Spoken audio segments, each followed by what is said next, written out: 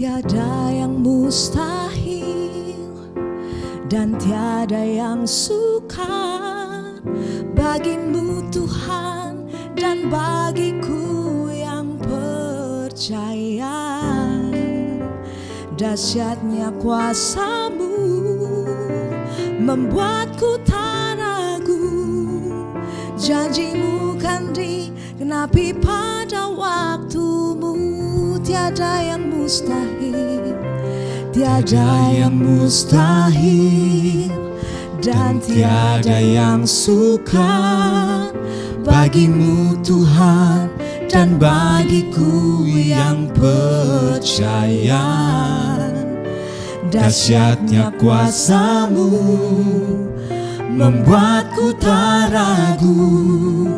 Janji-Mu kan digenapi pada waktu-Mu.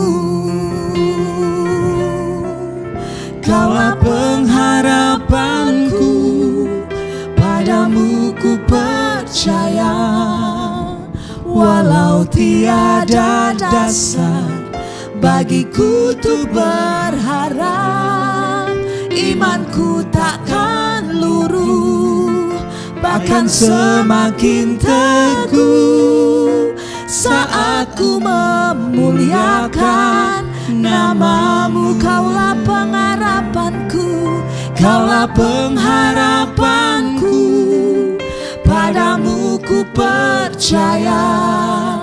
Walau tiada dasar bagiku untuk berharap, imanku takkan luruh, bahkan semakin teguh saat ku memuliakan nama-Mu. Saat kami muliakan, saat ku memuliakan nama-Mu.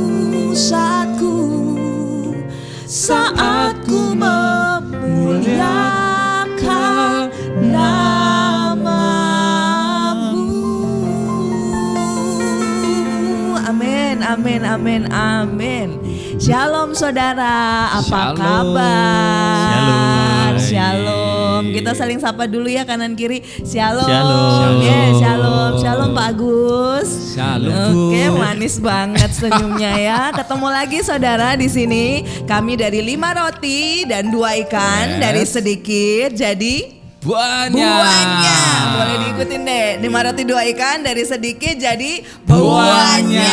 Yes, dari sedikit jadi banyak saudara. Tuhan yang melipat kali gandakan. Ini apanya? episode yang ke-10 loh. Oh ya? Iya. Serius 10? Enggak Pak.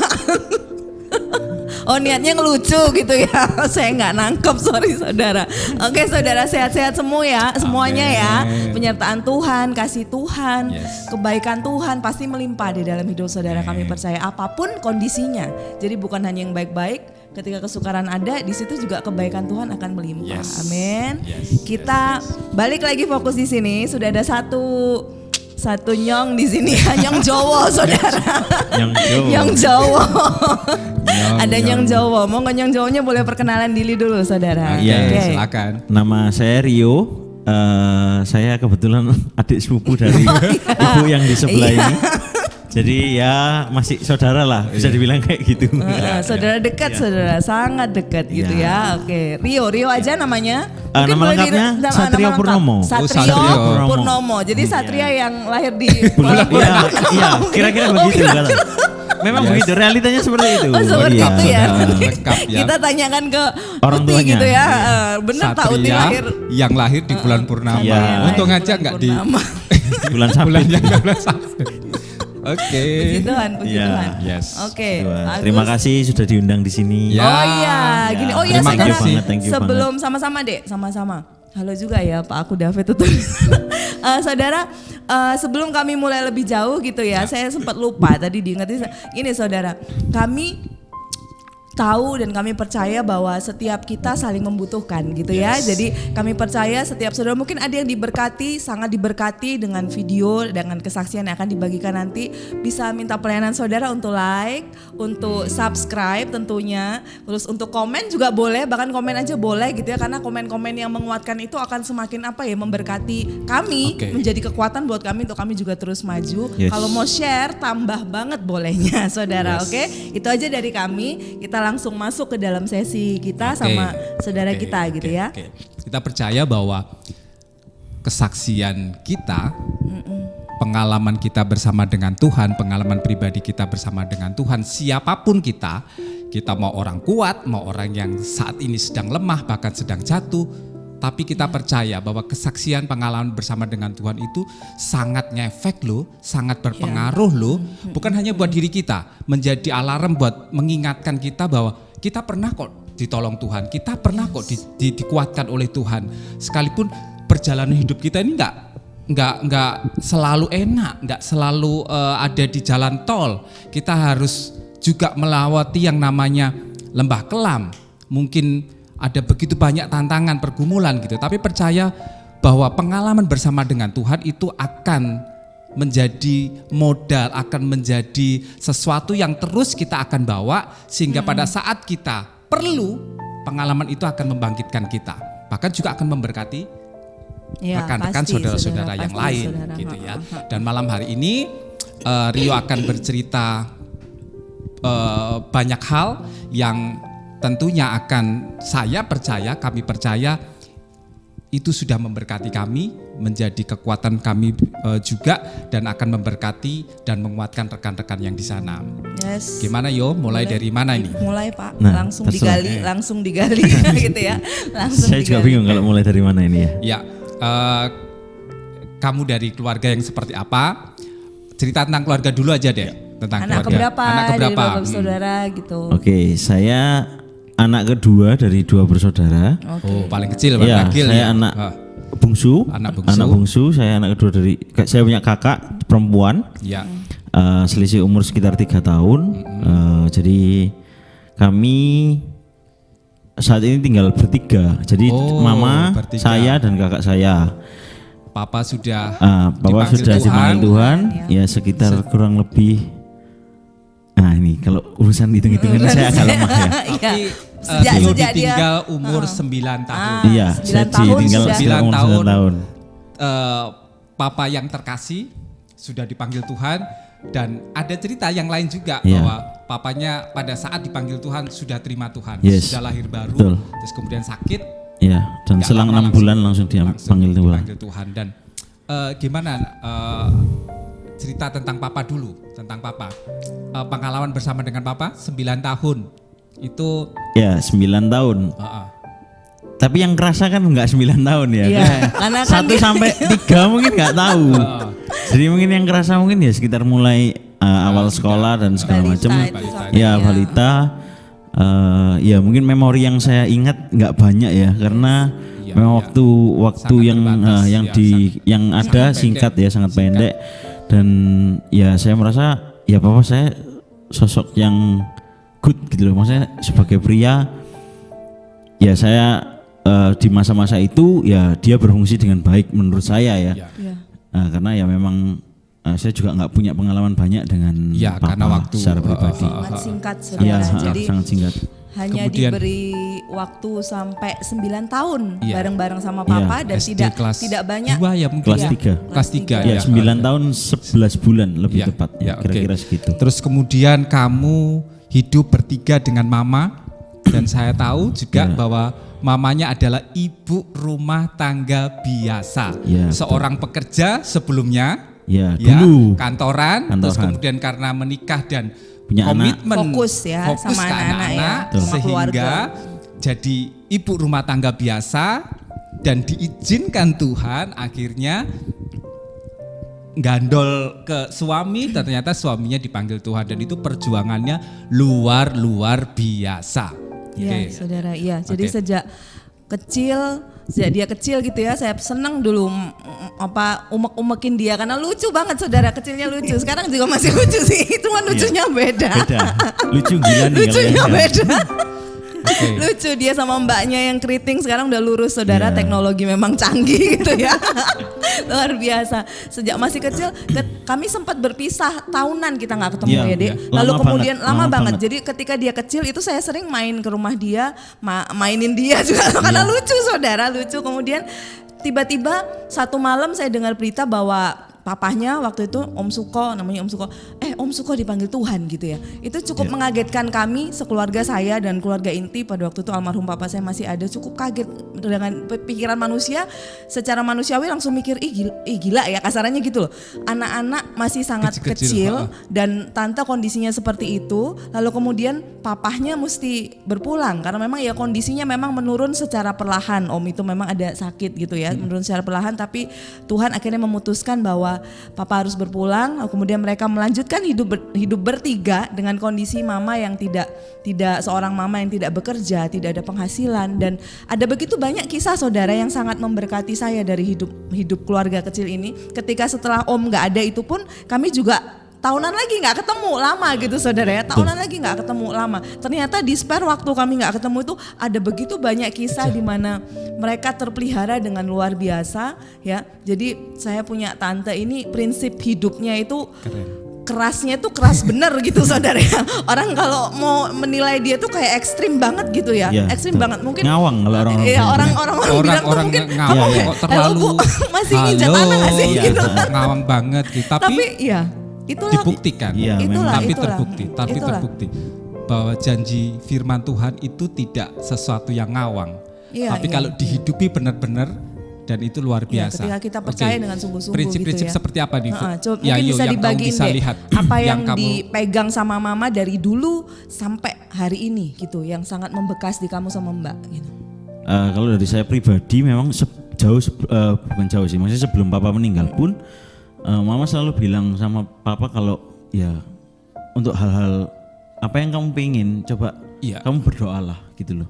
Maksudnya berdoalah meminta sama Tuhan, karena ya saya tahu mungkin gini, maksudnya mama saya adalah mungkin apa permintaanmu belum tentu kami sebagai orang tua bisa 100% untuk memenuhi gitu loh. Bisa. Jadi yang mama saya ajarkan sampai dari dulu bahkan sampai saya sekarang sudah besar dan itu mostly setiap hari masih diingatkan adalah seperti itu. Jadi berdoa, jangan lupa berdoa. Apapun yang kamu lakukan, apapun yang kamu minta, apapun yang akan dikerjakan, berdoa, minta Tuhan, minta hikmat. Bahkan untuk hal-hal yang receh, kasarnya bahasanya sekarang gitu ya. Hal yang kecil, misalnya kamu tadi cerita bahwa kepingin apa? Sepatu. Iya, kalau dulu waktu zaman itu pengen sepatu, terus zaman itu inget tahu nggak ada dulu tas sekolah zaman anak-anak itu ada tas yang bentuknya kayak koper. Oh iya iya.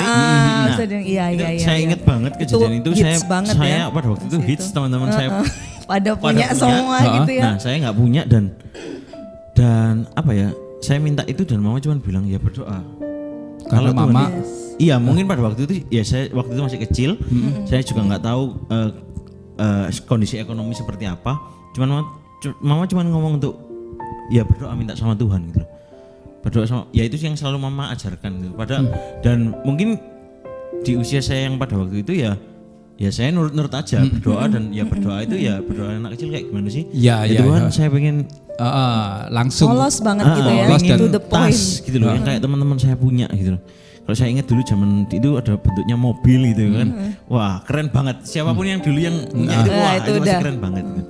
Sampai pada satu hari tiba-tiba saya ingat itu maghrib itu menjelang malam ya, jadi menjelang malam mama saya itu pada waktu itu saya bukan di Surabaya, saya ada di rumah eyang saya, nenek saya di Sidoarjo. Tiba-tiba mama saya datang habis pergi dengan om saya, adik mama saya, dan itu pulang dengan membawa 2 tas, satu buat saya dan satu buat mbak saya, kakak saya gitu loh. Dan itu ya luar biasa, maksudnya anak usia segitu seneng banget. Ya hal itu yang selalu mama tekankan setiap hari, mostly every day sampai hari ini pun. Saya kalau berangkat kantor pun mama saya selalu bilang untuk jangan lupa untuk berdoa. Iya. Gitu. Wow, Yes, wow. yes. Saudara, ini bukan karena dari awal kan kita sudah sampaikan bahwa kami sampaikan bahwa ditinggal papa tanpa penghasilan. Ya. Tanpa penghasilan ya, Ya. aku jadi ikut terharu deh. Karena nih betapa hebatnya Tuhan menjagai kalian gitu ya. Yes. Maaf saudara. Karena saya tahu benar perjuangan keluarga ini seperti apa. Luar biasa banget gitu ya. Bahkan dia bisa saksikan bahwa dulu waktu papanya masih ada, waktu papanya masih bekerja, kehidupannya itu ya secara keuangan ada, tapi masih kebiasaan. Dia cerita, ya papa masih Ya, utang, masih berhutang. Ya, masih ya. berhutang, masih mencari pertolongan ke orang lain. Tapi betul. pada saat papanya tidak ada dan secara finansial tidak ada yang support, Betul, tapi tindakan iman dari keluarga ini, mamanya mengajarkan, aku nggak mau berhutang, karena aku percaya Tuhan memelihara dan menjaga dan mencukupkan setiap keperluan anak-anak. Dan itu dibuktikan saudara, itu dibuktikan, benar-benar dibuktikan. Keluarga ini dijagai dan dipelihara Tuhan luar biasa, sekalipun ya dalam kondisi terbatas, sangat-sangat terbatas, sangat terbatas. Tapi Tuhan tidak menutup mata, mengirimkan orang-orang baik, orang-orang yang tepat untuk support mereka, untuk mendorong mereka. Bahkan saudara bisa lihat sendiri, seperti ini ya, ini Idul Adha loh ya saudara ya. Bisa sebesar ini gitu. Waktunya untuk menggorok sesuatu iya, gitu iya. ya bagi Iya, saudara iya. kita dan saudara lihat. Maksud Ini lo. kandidat. kita sambil supaya Iya, biar nggak terbatas. Tapi Tuhan buktikan Iya, betul, Tuhan bagaimana buktikan. keluarga ini dijaga dan pelihara Tuhan oleh karena mereka pegang demikian kuat. Jadi mungkin orang-orang bilang tadi, ini kok keluarga ini ngawang-ngawang banget sih gitu loh, kok terlalu yang ekstrim banget. Tapi Mama saya itu, bukan saya Iya, kayaknya. belum. Ya, Dia lebih ke belum sana. di tempat Iya. belum ada Tapi di sana, tapi Tuhan mamanya tunjukkan. berfungsi dengan Tuhan luar buktikan, biasa. begitu Yesus yang kita sembah itu Yesus yang sama sekali dia tidak pernah mengingkari janjinya, dan dia buktikan sampai dengan itu. Oke. Iya. Terus kemudian berlanjut kita Iya. hal-hal apa selain mama yang selalu pasti ya tadi mama bilang kalau minta, kalau perlu sesuatu berdoa.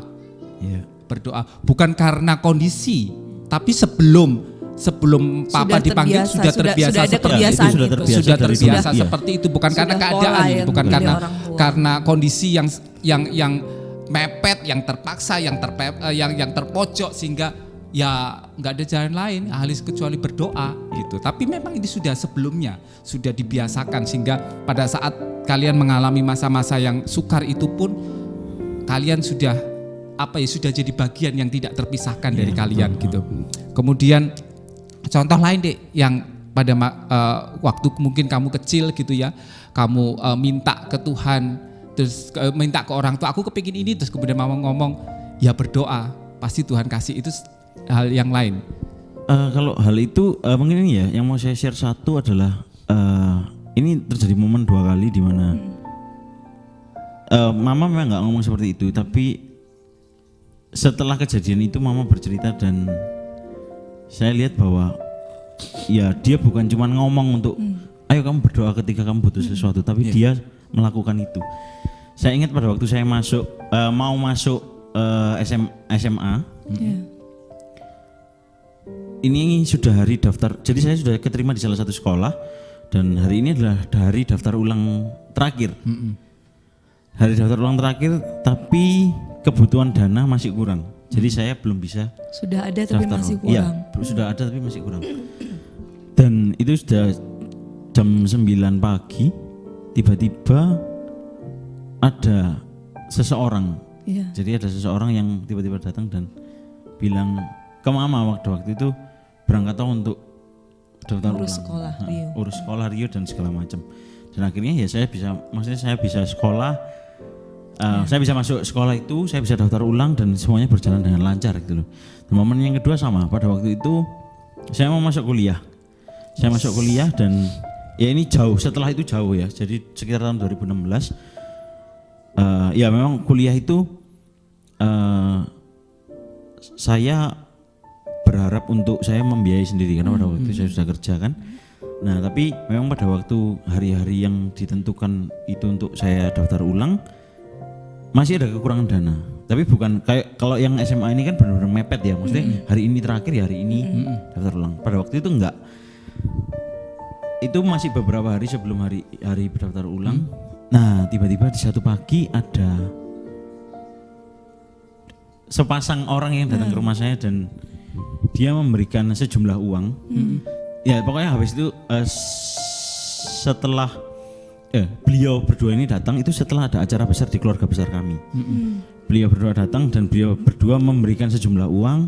Karena pada waktu itu saya dirasa membantu mereka gitu. Pada waktu itu saya dirasa membantu mereka dan mereka memberikan sejumlah uang dan uang itu jumlahnya persis sesuai dengan kekurangan yang jadi tidak kurang, tidak kurang, tidak lebih ya, tidak lebih dan tidak kurang. Oke, iya. Nah, yang mau saya share lagi ini sih ada cerita di mana dulu pada waktu papa saya sakit. Ada keluarga yang telepon papa saya itu, sepupunya papa saya, telepon. Kebetulan beliau ini profesinya juga pilot, jadi beliau telepon menanyakan kabar dan menyemangati. Kalau ayo nang cepet sembuh, ayo kita nanti jalan-jalan satu keluarga kemana gitu loh. Nah, saya dijanjikan itu dong.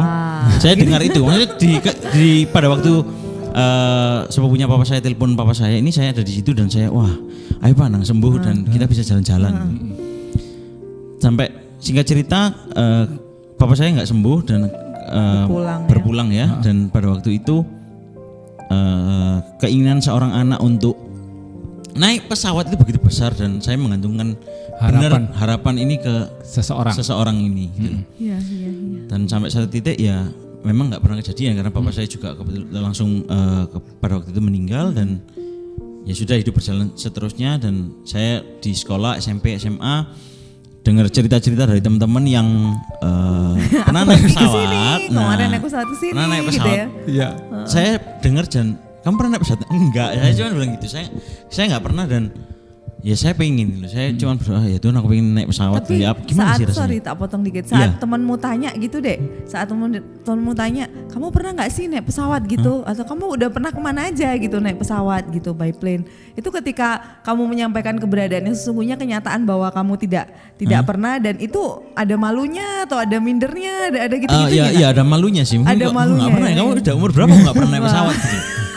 Dan ya pada waktu itu ya cuman saya maksudnya rasa malu itu tertutupi dengan ya saya pokoknya pengen naik pesawat gitu aja. Tapi sih. Tetap kamu bermimpi. Iya tetap bermimpi untuk itu luar biasa loh naik pesawat gitu loh. Ada rasa malu, ada intimidasi di situ tapi tetap tidak mematahkan mimpi sendiri. Karena kondisi juga sangat tidak memungkinkan untuk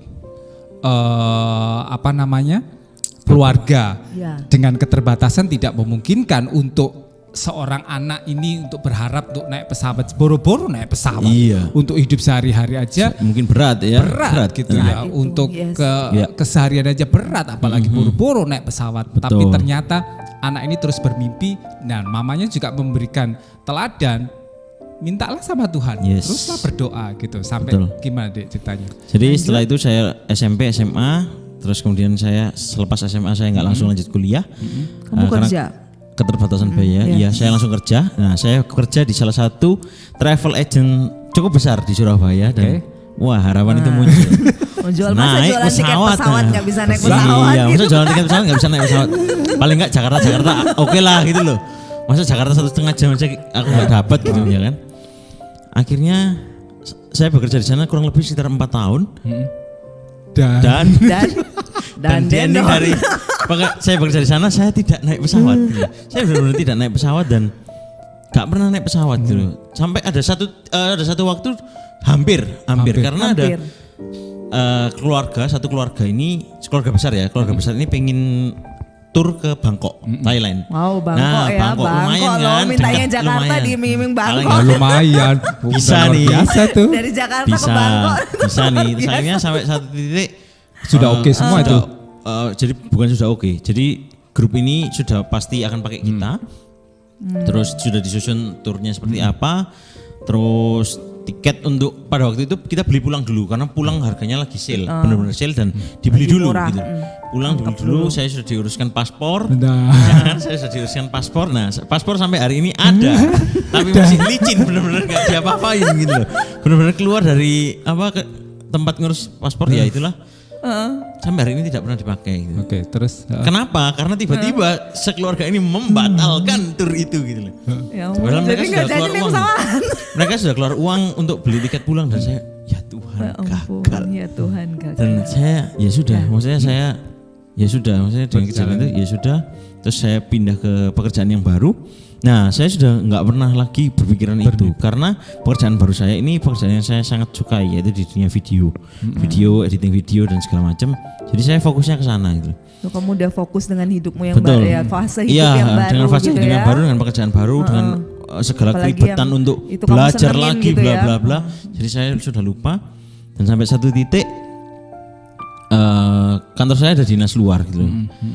Biasanya ada dinas luar memang, dan orang yang biasanya dinas luar ini teman saya sebut aja namanya Dodi.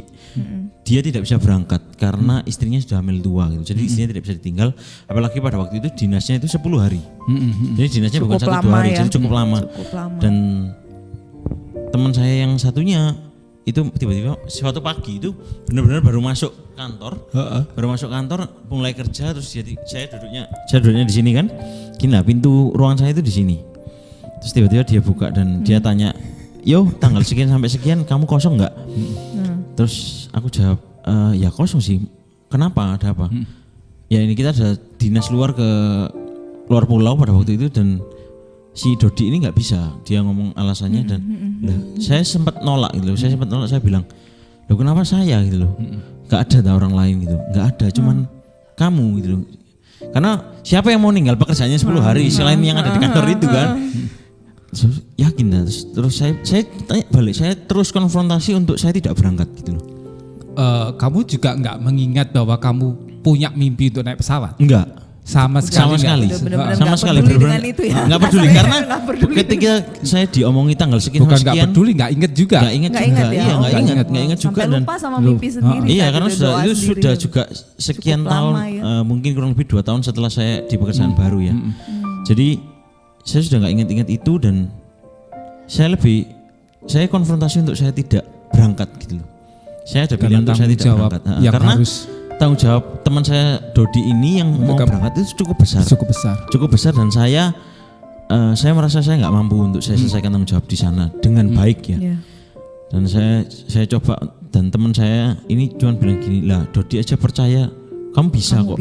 Apalagi kenapa aku yang nggak spesialis di sana, aku nggak percaya. Si teman saya yang satu ini bilang gitu. Oke. Ya sudah, saya sudah nggak ada pilihan karena memang sudah nggak ada pilihan dan dicari-cari orang juga nggak ada pilihan. Ya akhirnya saya berangkat dengan stres itu. Berangkat dengan stres karena ada kecemasan. Kecemasan adalah apakah saya bisa selesaikan pekerjaan ini dengan baik? Karena pekerjaan ini bukan pekerjaan mudah untuk saya, apalagi saya yang tidak terbiasa. Ya saya pernah melakukan itu beberapa kali, cuman bukan kebiasaan ya. Jadi saya ada stres dan apalagi saya orangnya adalah kalau ada hal baru saya nggak menguasai, saya akan berpikir terus itu sampai mau tidur, pokoknya itu kebawa terus gitu.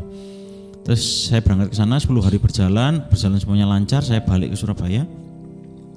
Nah tiba-tiba Tuhan pop up di pikiran itu saya. pada waktu kamu perjalanan pulang atau sudah sampai di rumah? Sudah kembali di sudah rumah. sampai di rumah dan saya ingat banget itu begitu saya sampai di itu hari Senin. Jadi penerbangan saya balik ke Surabaya itu pagi. Jadi saya nggak langsung ke kantor, saya pulang dulu, saya bersih-bersih, saya baru masuk kantor siang. Ketika di kantor siang, tiba-tiba Tuhan ingatkan saya. Kamu lagi aktivitas? Saya lagi gitu? lagi itu saya balik kantor jam makan siang. Gitu. Saya masuk kantor lagi jam makan siang dan saya lagi diem aja, saya main handphone. Tiba-tiba Tuhan ingatkan saya, bukan kau. Tiba-tiba saya ingat dengan saya ingin naik pesawat. Gitu. Iya. Ingat dan itu sampai loh, aku ini sudah naik pesawat PP gitu bahkan. Ini bahkan sudah pulang pergi, saya sudah sampai di Surabaya lagi dan ya kayak Tuhan tuh dalam hati saya kayak Tuhan tuh bilang gini, lah ini loh sudah aku tepati. Dan itu berapa lama? 14 tahun. 14 tahun dari pertama kali saya ingin naik pesawat 2004 sampai akhirnya itu keturutan Oktober 2018. Wow. Dan setelah itu kamu Dan setelah itu ya Kamu ini keliling. puji Tuhan Iya. anugerah Iya. Tuhan. karena saya jadi keinget lagi ini, saya dulu seneng lihat di atlas gitu. Saya seneng lihat Buku atlas ya, yang atlas zaman-zaman peta ya dulu teman-teman. sekolah Kalau gitu teman-teman ya, pada apalagi tahu kita mungkin anak sekolah. peta zaman dulu itu saya seneng lihat di atlas dan saya nggak pernah berpikiran untuk saya pergi keliling dunia atau gimana, saya nggak pernah. Tapi saya diberi kesempatan Indonesia, untuk wow. saya sudah keliling di beberapa pulau di Indonesia gitu, tanpa Sudah saya menjejakkan kakimu di menjejakkan sana, kaki di sana tanpa saya mengeluarkan Rp1 pun sampai hari ini. Naik pesawat Naik tuh ya. pesawat. Tidak keluar duit Rp1 pun. Ya, Saudara, bahkan saya luar nggak biasa. pernah berpikir untuk itu gitu. Ya. Nggak pernah punya kepinginan Enggak, untuk enggak. itu. Saya pengennya cuma naik pesawat. Saya nggak berpikir, saya nggak minta untuk Tuhan saya pengen keliling Indonesia, saya enggak. Tapi saya pada waktu itu saya ingat betul keinginan saya cuma saya ingin naik pesawat. Yes. Tapi Tuhan kasih lebih ya karena apa yang tidak pernah dilihat oleh mata, tidak pernah dilihat oleh telinga, yang tidak pernah timbul dalam Dalam hati, hati, itu yang Tuhan sudah sediakan. Dan itu saya Pengen, rasakan. iya, benar iya. sih. Pengennya cuma naik pesawat dikasih bonus saudara. Saya yang diberkati adalah Tuhan itu pribadi yang mengingat mimpi kita, bahkan di saat kita udah nggak ingat lagi sama mimpi kita. Ya, Gitu betul ya. Tuhan itu nginget saat itu dia belasan tahun dia menantikan itu, bahkan masih terus ada dalam benaknya dia. Oh jangan-jangan sekarang nih, jangan sekarang. Tapi ternyata ya berjalannya 14 tahun Tuhan Oh, bukan tetap waktunya. mengingat. Bukan waktunya. Iya, ya. benar. Dia- Sudah di bahkan- depan pintu ini. Iya, iya. Pintu keberangkatan loh ya. Bahkan ketika dia udah udah nggak pingin lagi dan nggak Iya, memikirkan tentang itu, betul. Tuhan mengingatkan lagi Iya, betapa iya. dulu kamu itu menginginkan ini dan Tuhan angkat lagi ke permukaan, dan itu ketika itu dijawab itu menguatkan dia Iya, sekali, itu betul. menjamah dia sekali. Jadi saudara, mimpi apapun gitu ya, Tuhan itu pewujud mimpi. Yes. Jadi percaya, tetap pegang. Bahkan sekalipun kadang kita udah lupa. Saya ada kesaksian sedikit ya. Tiba-tiba saya ingat ini ada kesaksian sedikit tentang diri saya pribadi gitu. Saya tuh pernah pada waktu almarhum papa saya masih ada saudara. Saya itu bilang bahwa, "Pak, satu waktu aku tuh kepingin rumahku itu jadi apa ya? Jadi tempat, jadi rumah buat orang-orang yang butuh pertolongan." Aku nggak tahu, mungkin simple, aku tuh kepingin ngasih, mungkin hanya berbagi makanan atau berbagi, ya istilahnya aku kepingin punya tempat yang dimana mungkin berawal dari rumahku, aku kepingin ada orang-orang yang masuk di sana, tinggal di sana dan menerima sesuatu yang sederhana dari hidupku, dari hidup keluargaku. Dan ketika saya menjalani hidup sampai detik ini saudara, itu yang Tuhan kerjakan gitu. Kadang itu saya lupa sama mimpi itu sendiri, dan saya pernah berkomunikasi dengan satu orang. Saya bilang ke dia, saya cukup dekat sama dia pada waktu, saya bilang seperti ini, Dek, aku kepingin banget rumahku ini jadi tempat penampungan sebisanya aku gitu ya, gitu. Tempat menampung, menerima, membagikan apa yang aku punya dengan keluarga sedikit, sekalipun itu sedikit, tapi aku kepingin. Dan tiba-tiba, dan anak itu juga sempat tinggal di sini. Sudah ada beberapa jiwa yang memang dari Tuhan titipkan untuk periode waktu yang apa ya, yang Tuhan sesuai, tetapkan. iya, yang Tuhan tetapkan juga. Dan ketika beliau, anak itu saat itu menjawab sama saya sebenarnya, "Loh, bukankah itu sudah terjadi, Kak? Saat ini kan aku di sini." Dan nah ketika itu dia ngomong, sebenarnya kadang itu kita nggak nyadar gitu ya, bahwa Tuhan itu selalu menjawab mimpi. Dan ketika iya ya benar juga ya, saya renungin itu, iya ya benar juga ya, tapi bukan dengan waktu saya, bukan dengan cara saya. Bahkan saat itu saya nggak punya pikiran bahwa saya sudah ada di dalam mimpi itu gitu. Saya sudah ada di dalam mimpi sedang itu, berjalan di mimpi. sedang berjalan di mimpi itu, dan tanpa ada rasa syukur di sana, bahkan masih mencari-cari gitu. Padahal Tuhan ngomong, "Hei, kamu ada loh di depanmu, kamu sudah menjalani itu." Itu sangat memberkati saya. Tentang mimpi tadi. Dari keluarga yang sangat-sangat sederhana, mereka bertiga, kami tahu banget bagaimana mereka berjuang, bagaimana mereka bergumul, bagaimana mereka berteriak menangis sama Tuhan. Terus kemudian ada dalam posisi seperti ini. Menurutmu ini apa kok yang bisa membuat kamu, menghantarkan kamu sampai pada titik ini? Kalau menurut saya ya selain faktor mama tadi, mama yang selalu apa yang mama lakukan setelah teladan apa gitu papa tidak ada. Ya tadi yang mama lakukan adalah mama selalu berkata bahwa ya berdoa, sebelum melakukan apa-apa berdoa, tanya Tuhan, minta hikmat Tuhan, minta tuntunan Tuhan. Bahkan sampai saya pun sekarang ini selalu sebesar ini ya, sebesar ini sebesar masih ini. diingatkan seperti itu, dan bukan cuman secara lip service ya, Tapi beliau melakukan itu juga gitu loh. Dan ya saya merasa bahwa itu faktor pertama gitu. Faktor kedua adalah mama saya dengan, ya saya nggak tahu ini, saya percaya ini bukan kebetulan. ya. Mama saya memasukkan saya dalam satu pelayanan. Ya. Dalam satu pelayanan pada waktu itu saya cuma ditanyai gini sih, pengen pelayanan apa? Kalau ada pelayanan pengen pelayanan apa? Saya dulu cukup aktif di sekolah minggu. Dan saya cuma bilang saya pengen ini aja, keren kayaknya ini. Ya, namanya anak SD ya, wah ini kayaknya keren nih, pegang bendera nari-nari di depan rame-rame gitu, dan kayaknya seru gitu, karena saya main musik juga nggak bisa, nyanyi juga yang ngomong siapa saudara ya, saudara bisa dengar sendiri ini. Nah, apa yang saya bisa ya, mungkin itu saya bisa gitu loh. Saya nggak punya pilihan banyak.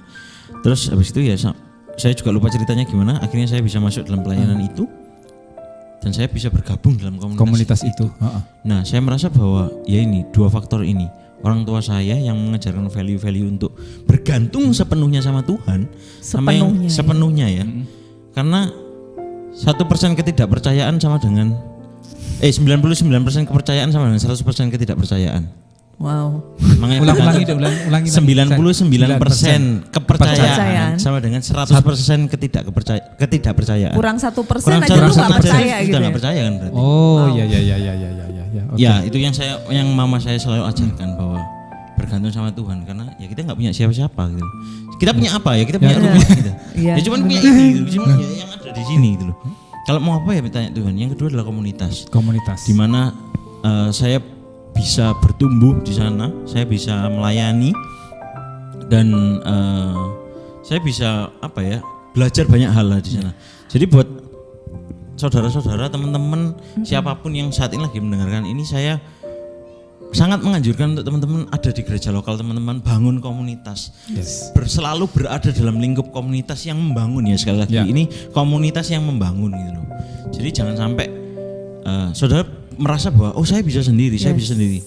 Karena enggak, Tuhan menciptakan kita untuk kita hidup berkomunitas. Karena bukankah komunitas kerajaan Allah yang akan Tuhan bentuk gitu loh. Yes.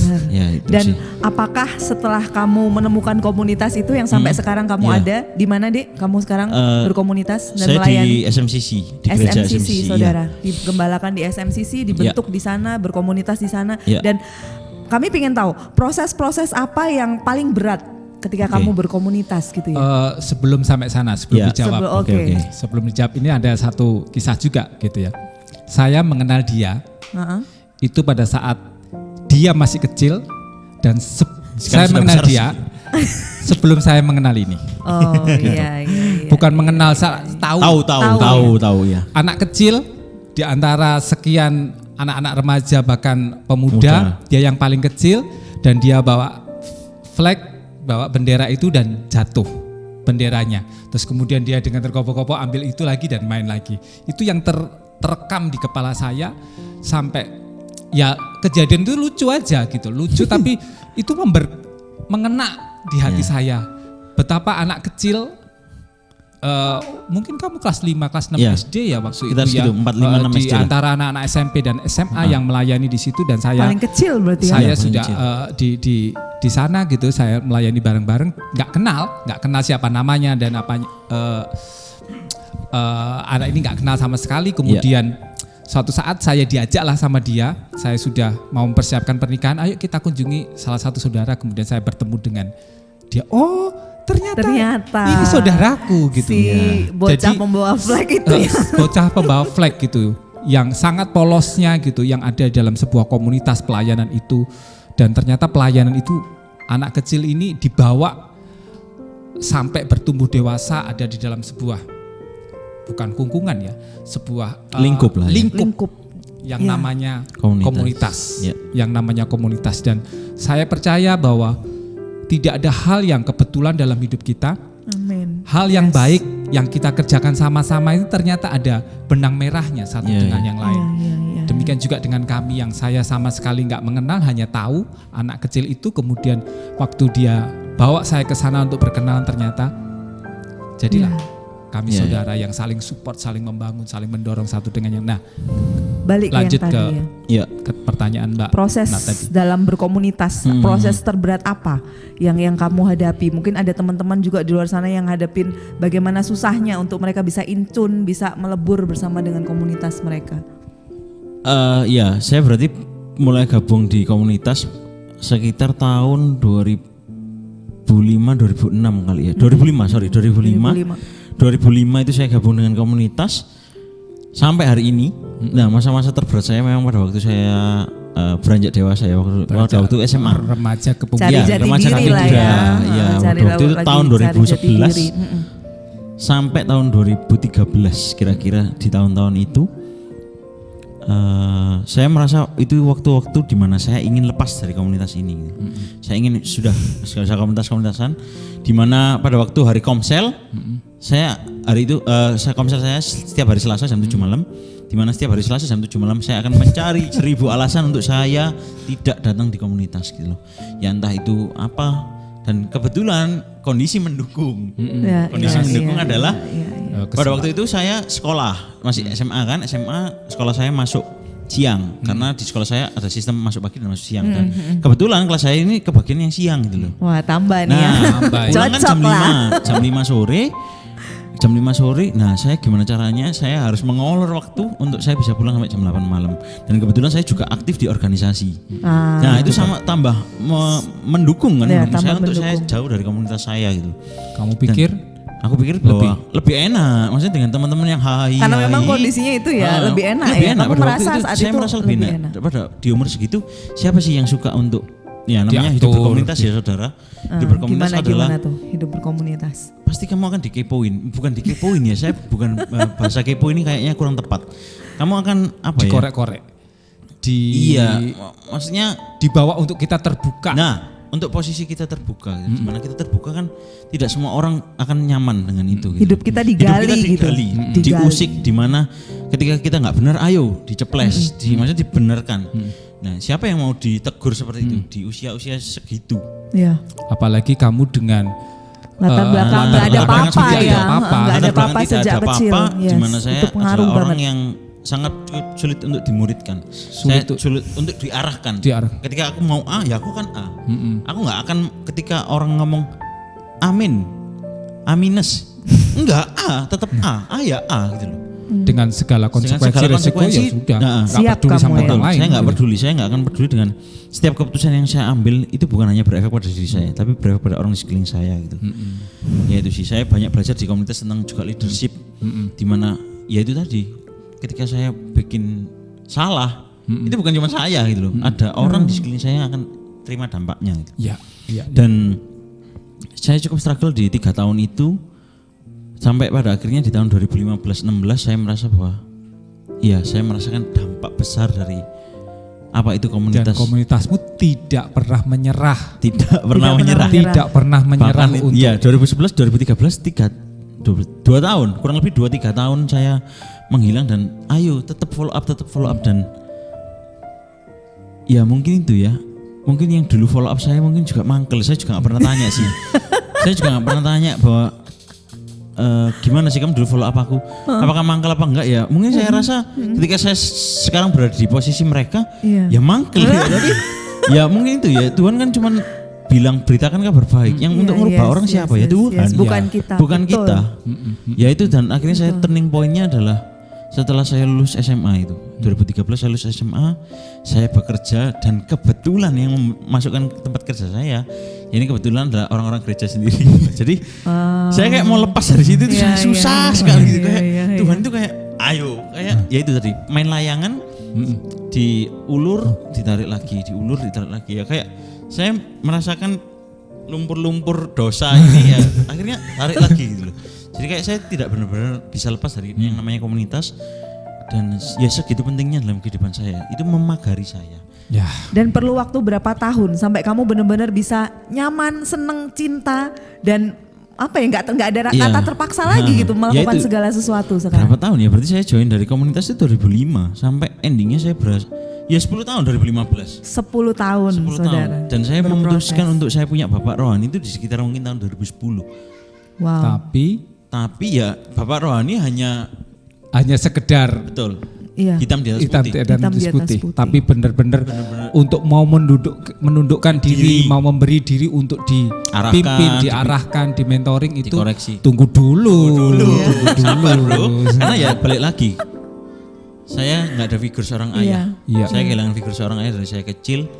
Jadi saya sangat sulit untuk saya diarahkan, saya sangat sulit untuk jiwa pemberontak itu besar. Sampai akhirnya kamu menyadari di 2016. Ya, 2015-2016 saya menyadari bahwa ya ada satu mentor bilang kayak gini sih di kehidupan saya. Tuhan nggak pernah nyerah sama hidupmu. Aku juga nggak akan nyerah sama hidupmu. Yes. Dan itu akhirnya bikin saya ya yang begitu dia ngomong yang nggak langsung itu ngena di saya, tapi sekian saya merenung dan segala macam, sekian berapa bulan berapa tahun kemudian ya saya mengerti omongan itu gitu loh. Iya. Bahwa saya ada hari ini karena Tuhan tidak pernah nyerah sama hidup saya. Orang-orang di sekeliling saya, komunitas saya nggak pernah nyerah sama kehidupan saya. Ya Rio yang bandel tetap ya masih bandel ya dikancani, masih nakal, masih berbuat dosa ya Tetap dikancani, tetap diterima. Di mana saya mengerti arti penerimaan. Yes. Ketika orang berdosa, orang bersalah, ya yang salah itu perbuatannya, bukan pribadinya gitu loh. Kita nggak boleh benci pribadi ini. Yang kita benci perbuatannya. Dia mencuri, oke, saya nggak setuju dengan perbuatan mencuri. Tetapi saya mencintai pribadinya ini. Iya. Ketika bicara masalah penerimaan, bukankah itu juga yang Tuhan lakukan sama kita? Iya. Setiap hari, setiap waktu, dan itu akan terjadi selama kita hidup. Ya, betul, Dia setuju. menerima kita Setuju. dan penerimaannya itu syaratnya enak kok saudara, bersyarat memang tapi enak kok. Ketika Tuhan terima kita, ya apa yang ada padamu aku terima kamu apa adanya, tapi apa yang ada padamu yang tidak baik buat kamu, yang akan pastinya yang tidak sesuai dengan kebenaran, izinkan aku ambil itu. Betul. Dan Tuhan pasti akan gantikan dengan yang benar. Itu namanya pertukaran sorgawi. Ada pertukaran Dan itu ada di sorgawi. komunitas yang sehat, yang Ya, benar, yang betul. memang ya kamu dengan komunitasmu Iya, itu bertumbuh dengan luar biasa di sana. betul. Oke, nggak mudah ya. Nggak mudah. Kamu kemudian pada saat kamu sampai Berkomunitas. punya kesadaran, Yes. sudah sadar nih, sudah mengerti bahwa aku harus di mentoring, aku harus punya bapak rohani yang benar-benar berfungsi. Nggak gampang juga ya. Nggak gampang. Sampai bisa di titik dimana ketika saya berbuat dosa, saya mengaku dosa di hadapan orang itu. Wow. Dan saya harus berani untuk, ya maksudnya gini, karena kita kembali lagi, hidup komunitas itu hidup saling gitu loh. Yes. Kehidupan saling jaga, saling menumbuhkan, saling menajamkan, saling menegur, saling melayani. Ya sampai saya bersyukur bahwa sampai saya di titik di mana saya bisa ketika saya berbuat dosa. Tadi pagi, bahkan sebelum mulai komunitas saya berbuat dosa, saya bisa ngaku di depan anak satu komunitas. Dan Sampai itu seberapa enggak, dalam wow, deh? wow, wow. Sampai Iya, iya, seberapa iya. dalam kamu menjalin Kualitas hubungan. Punya Iya. kualitas hubungan yang seperti apa? Teman-teman Ya, komunitas itu? apa ya? Ya bisa dibilang sudah kayak, kalau saya bilang teman itu masih ada gap. Ini sudah nggak ada gap gitu. Jadi kita sampai kadang kita bercanda itu sampai wah bercandanya itu sudah kayak ya gimana ya? Saya nggak bisa ngomong ya karena Orang ya, lihat bahkan orang mungkin lihat mungkin, murahan banget gitu ya, kok- bahkan oh, gitu iya, ya. iya, mungkin Ya kan mungkin ada kalian kesan yang seperti iya, itu. betul. Kalian bercanda kok sampai kayak gini. Keterlaluan itu gitu. Sampai kalian bercanda kok sampai kayak gini. Ya memang ini kami loh. Ketika kami jadi sampai ketika misalnya kita berkomunitas gini dalam satu komunitas, ketika katakanlah Kak Nat ini sedang ada masalah dan saya nggak tahu dia lagi ada masalah, tapi ketika kita bertemu ada sesuatu yang beda gitu. Ketika respon dia menjawab, gestur dan segala macam. Yes, gestur. Itu sampai membuat saya bertanya, loh kenapa dia Sampai tahu ya, sampai tahu merasa, kamu ya, merasa tidak lah, selalu merasa. tapi sering-seringnya kayak gitu. Dan Berasa. saya akan konfirmasi dengan teman yang misalnya satu komunitas, Kak Agus, Kak Nat Kan ini lagi kenapa ngapain? sih? Ada problem kah? Kenapa? Ya karena tadi ketika saya bicara, ketika saya ngobrol, ada suatu hal yang lain Tidak yang biasa. ya tidak biasanya terus, dan dia mengkonfirmasi mungkin, oh iya dia mungkin lagi ada masalah. Ya sudah, saya akan diam aja dan ya kita bantu doa sama-sama, ya sudah cukup sampai di situ. Iya. Dan ketika dia akan bercerita, ya dia pasti akan bercerita pada waktunya. Jadi kita nggak akan, ayo kamu ada masalah apa? Ayo cerita, kita akan ngasih solusi. Enggak, kasih dia Poin ruang. itu. Beri Poin ruang. itu. Kasih Poin dia itu. ruang. Kasih dia diem, berpikir, merenung Ya. apa yang dia Ya. kerjakan gitu. Ya. Ya itu yang saya sampai hari ini saya rasakan di mana ketika saya sedang ada masalah, sedang ada problem, sedang struggle, komunitas saya selalu support ya. Support ini dalam artian bukan selalu mendukung apa yang saya lakukan. Ketika saya salah pun saya ditegur. Ketika saya salah pun saya dimarahi gitu. Dan itu bentuk support loh sebenarnya saudara. Iya kan? Itu bentuk support. Betul. Ketika kamu dibiarkan ya itu berarti sudah tidak ada orang yang peduli sama kamu. Oke. Ya itu sih. Itu value juga, itu nilai juga. Di mana dalam komunitas yang diperlukan adalah kualitas hubungan, keterbukaan, dan hubungan itu benar-benar sampai pada kita bisa jadi orang yang apa adanya di depan orang-orang yang kita tahu. Kita tahu kredibilitas mereka, bagaimana rasa care mereka sama kita, dan itu udah teruji. Rasa sayang mereka sama kita. Jadi apa ya? Ya apa adanya, tidak malu. Bahkan tadi sangat memberkati saya ketika poin dikatakan aku sampai ada di titik bisa mengakui saat aku berbuat salah, aku berbuat dosa apapun, aku bisa ngomong loh saudara. Ngomong itu artinya benar-benar apa ya, gamblang, menjelaskan dengan gamblang, dan itu di depan seluruh rekan-rekan yang terkait mungkin ada di grup itu, di grup komunitas itu yang karena mereka juga menghidupi firman bahwa pada saat kita mengaku, Tuhan itu setia. Bukan hanya sekedar setia, tapi kesembuhan, pemulihan itu terjadi di sana. Keterbukaan awal pemulihan, saudara. Keterbukaan itu awal pemulihan. Mungkin belum dipulihkan secara total, tapi percayalah ketika Anda dan saya bisa terbuka di hadapan Tuhan dan di hadapan orang-orang yang kita bisa percayai. Itu awal dari pemulihan. Anda sedang berjalan ke arah sana. Dan kita sedang berjalan dalam sebuah komunitas, kita tidak sedang memberikan nilai, memberikan penghakiman, memberikan tudingan, tetapi kita juga tadi memberikan ruang. Sehingga akan ada waktunya, nanti akan tiba untuk bercerita. Jadi kita tidak menjadi dalam komunitas, kita tidak menjadi orang yang kepo, kepingin tahu semuanya. Ya kita belajar sama-sama, ya kita belajar care, bukan kepo. Care bukan kepo. Care, betul. Care bukan kepo. Nah kadang-kala saya juga dulu ketika saudara hati masih belum dalam kondisi hati yang sembuh dan pulih. Benar ya, karena ada begitu banyak luka yang terkait dari kejadian-kejadian di masa lalu yang tidak mengenakan. Ketika hati saya masih luka, itu ada di sebuah komunitas itu bukan suatu hal yang mudah gitu ya. Untuk menerima mereka, untuk mengkorek hidup saya dan saya terbuka sama mereka, itu bukan hal yang mudah. Tapi dia mengatakan bahwa apa ya, dulu ketika masih ada luka itu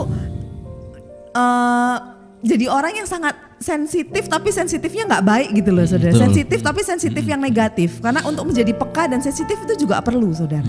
Kita nggak boleh jadi orang yang tidak punya rasa sensitif, karena kita adalah manusia yang juga ada perasaan Tuhan taruh di sana. Itu perasaan itu Tuhan yang ciptakan. Tinggal bagaimana kita mengelola perasaan itu sesuai dengan pimpinan Roh Kudus, sesuai dengan pimpinan Tuhan. Karena kita perlu memakai perasaan kita perlu memakai sensitivitas kita yang Tuhan taruh, yang Tuhan arahkan. Dan ketika dulu saya masih ada luka gitu ya, itu akan menjadi saat itu menjadi satu intimidasi ketika orang-orang itu berusaha memasukkan sesuatu yang baik sama diri saya. Itu saya udah nolak duluan gitu saat berkomunitas, dan saya merasa bahwa ini bukan yang aku perlu, dan aku lagi nggak pengen dengar ini, dan akhirnya memilih untuk menutup diri dan menutup akses untuk orang-orang bisa masuk, memberikan support dalam bentuk apapun yang seharusnya saat itu saya perlu. Jadi ternyata kesembuhan hati kita itu juga sangat kita perlukan saat kita berkomunitas. Dan yang bisa memberikan kesembuhan itu hanya Tuhan. Hanya Tuhan. Manusia sekitar itu saluran aja kok. Alat. Dan saya mendapat berkat bahwa ketika dia ditegur, dia tidak merasa bahwa kamu dihakimi atau gimana. Ada nggak perasaan seperti itu? Kalau dulu iya pasti. Dulu iya. Tapi setelah lewat 2015-16 itu enggak. Jadi ketika saya salah, saya dipanggil dan kamu ini gini. Oh iya, ya sudah tunduk. Maksudnya tunduk dalam artian tanpa ada rasa apapun di dalam. Iya, tanpa ada rasa apapun. Maksudnya tidak ada no hard feeling lah. Maksudnya gitu.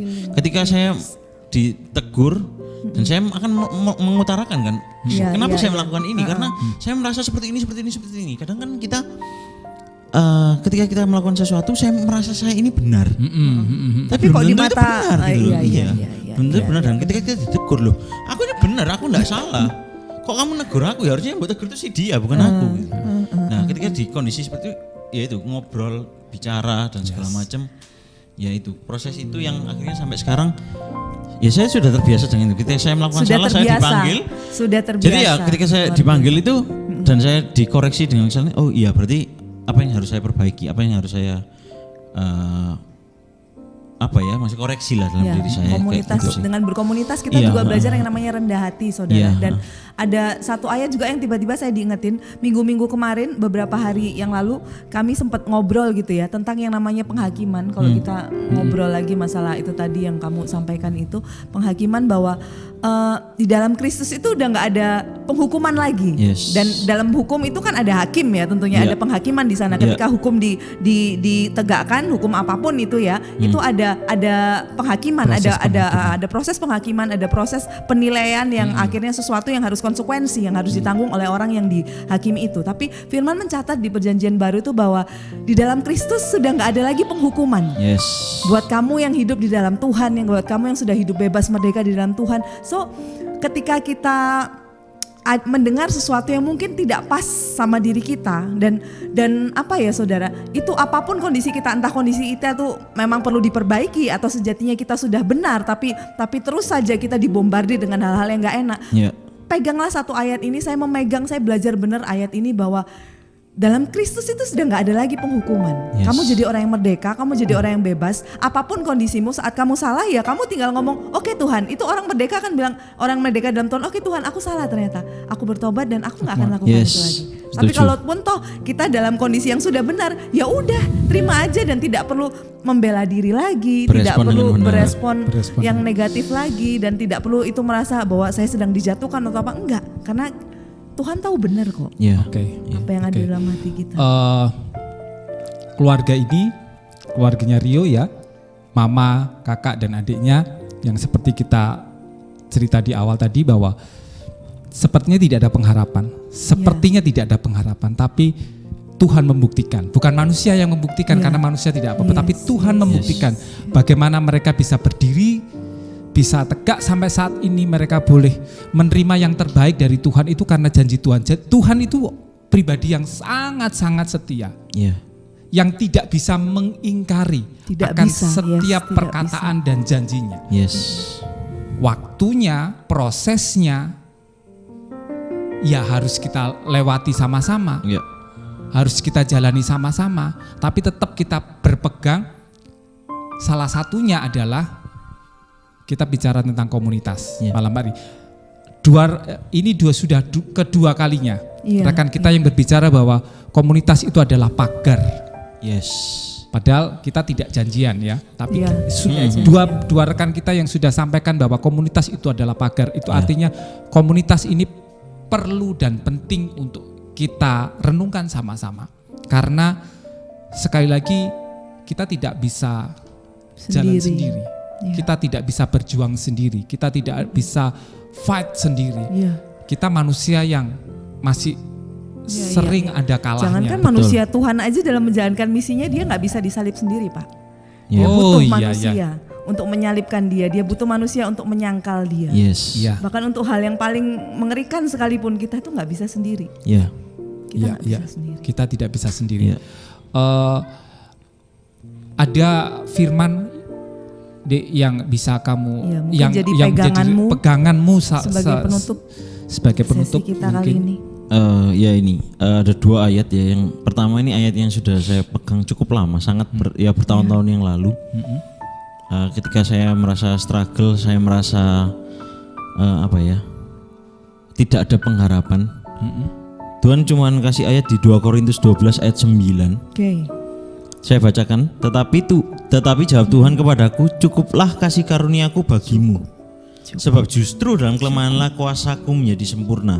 Sebab itu terlebih suka aku bermegah atas kelemahanku, supaya kuasa Kristus turun menaungi aku. Amin. Di sini ya saya pegang ini, cukuplah kasih karunia Tuhan itu cukup gitu.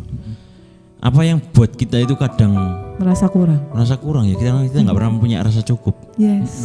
Makan satu piring cukup. Kalau kita kurang ya kita kan selalu merasa kurang gitu. Apakah baju seperti ini cukup? Apakah perlu baju yang 20 juta? Nggak perlu kan. Tugas baju adalah menutupi badan. ya cukup baju 100.000, 50.000 cukup. Bukan berarti kamu nggak boleh beli yang mahal, no. Bukan berarti kita nggak boleh maksudnya harus miskin terus, ya enggak. Tuhan akan memberikan kamu hidup yang layak gitu loh. Tapi balik lagi, apakah kamu sudah punya rasa cukup? Ya ini Tuhan, ini yang selalu jadi pegangan saya gitu. Ketika saya dalam posisi nggak enak, ya cukup, kasih karunia Tuhan itu cukup. Saya selalu tanamkan terus seperti itu. Terus yang kedua, ini ayat yang saya dapat ketika pandemi beberapa tahun lalu ya, mungkin tahun lalu atau 2 tahun lalu. 2 tahunan ya. 2020 ya. Iya, mungkin pada waktu pandemi, pada waktu kondisi semua dari online dari offline berubah ke online. Dan pekerjaan jadi semakin lebih berat dan segala macam. Tuhan itu cuman bilang di 1 Korintus 15 ayat 10 gitu. Tetapi karena kasih karunia Allah, aku adalah sebagaimana aku ada sekarang. Dan kasih karunia yang dianugerahkannya kepadaku tidak sia-sia. Sebaliknya, aku telah bekerja lebih keras daripada mereka semua. Tetapi bukannya aku, melainkan kasih karunia Allah yang menyertai aku. Amin. Kembali lagi, karena kasih karunia kita bekerja lebih keras. Yes. Bukan berarti karena kasih karunia kita lontang-lantung, kita tidur, kita mau makan, kalau kita nggak kerja ya Tuhan mau berkati dari mana? Yes. Ya itu sih. Ya itu yang saya dapat bahwa ya kasih karunia dari Tuhan itu cukup. Nah karena aku dapat kasih karunia, apa yang harus aku lakukan? Bentuk apa? Bentuk perbuatan apa? Gitu. Ya bekerja lebih keras. Ya bekerja lebih keras itu bukan berarti bekerja cari uang yang banyak, itu bukan di situ ya, konteksnya lebih luas lagi adalah ketika kamu melakukan apapun ya doing extra miles gitu. Doing extra miles. Ya, justru jadi kasih karunia itu membuat kita harusnya mengerjakan segala sesuatu dengan keras, saudara, keras dalam tanda kutip ya, keras berusaha yang namanya berusaha dengan sungguh-sungguh gitu, tidak berhenti sampai sesuai dengan standarnya Tuhan gitu ya. Dan itu bukan, dan kalaupun kita bisa bekerja keras sebagai kuda atau apa gitu ya, bisa membuktikan segala sesuatunya bersama dengan Tuhan bahwa aku bisa sampai puncak kesekian. Ingat satu hal, sekalipun tempatnya udah tinggi, itu bukan aku, firman Tuhan bilang, tapi melainkan itu adalah kasih karunia yang ada di dalamku. Wow. Kita semua punya kasih karunia sampai belibet. Kita semua dapat kasih karunia, tapi percayalah bahwa kasih karunia itu ada tanggung jawab. Ya saudara, ayat yang tadi Rio bagikan gitu ya, yang kedua ini luar biasa. Dibilang tetapi karena kasih karunia Allah lah kita ada, saudara ada, saya ada, sebagaimana kita ada sekarang. Dan saat kita sudah mencapai tempat yang Tuhan memang sediakan buat kita untuk berada ya, tempat yang tinggi banget, tempat yang penuh dengan segala macam pengetahuan, kemudian penuh dengan segala macam kekuatan rohani dan kekuatan jasmani. Jangan pernah lupa bahwa itu semata-mata adalah kasih karunia. Bukan aku, Paulus bilang, bukan aku, melainkan kasih karunia Allah yang bekerja di dalamku. Itu aja saudara, sangat luar biasa malam hari ini ya. Ya, kami juga thank you, kita semua banyak. Terima kasih juga sama Tuhan buat kesempatan malam hari ini. Kami percaya saudara diberkati, tetaplah kuat, tetaplah percaya. Kita akan akhiri dengan satu pujian saudara. Kita percaya bahwa Tuhan jaminan kita. Kita percaya bahwa hanya Tuhan yang paling mengerti kisah hidup kita sampai akhirnya itu gimana. Jadi percaya Yesus jaminanmu, jaminan kita semua. Tuhan memberkati saudara. Mari kita nyanyi sama-sama. Tuhan, ku percaya janji-Mu dalam hidupku. Kau beri kemenangan Tuhan.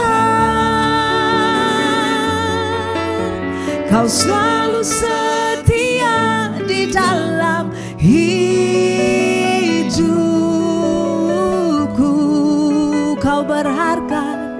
Kau berharga bagiku. Kaulah jaminanku dalam hidupku. Tuhan, Tuhan, Tuhan, ku percaya janji-Mu dalam hidupku. Kau yang beri kemenangan Tuhan. Kau selalu setia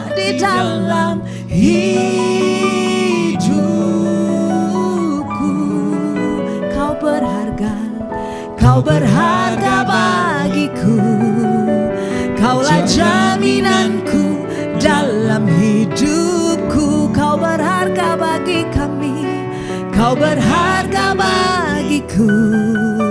Kaulah jaminanku dalam hidupku. Kau berharga, Kau berharga bagiku. Kaulah jaminanku dalam hidupku. Amin saudara. Sampai ketemu pada kesempatan mendatang. God bless you. Tuhan Yesus memberkati. God bless you. Tetap aman dalam lindungan Tuhan.